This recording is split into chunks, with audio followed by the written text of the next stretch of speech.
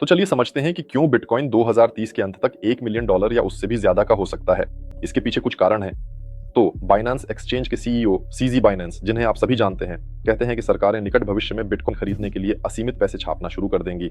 और वास्तव में ये सब समझाया जा सकता है, क्योंकि अगर हम देखें कि अब तक कुल कितना बिटकॉइन माइन किया जाना बाकी है, तो आज की तारीख में ये लगभग 5% है।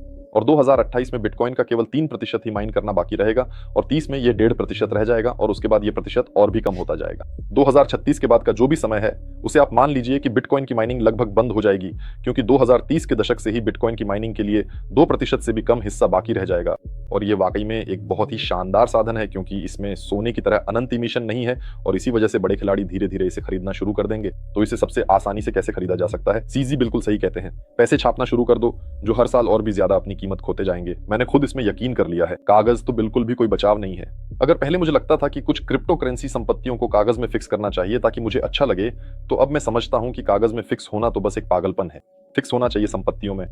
ये बिटकॉइन हो सकता है, ये कोई भी ईथर या दूसरी क्रिप्टो करेंसी हो सकती है, ये चल अचल संपत्ति हो सकती है, ये बिजनेस हो सकता है, ये कीमती धातुएं हो सकती हैं, कुछ भी हो सकता है, लेकिन किसी भी हालत में कागज नहीं।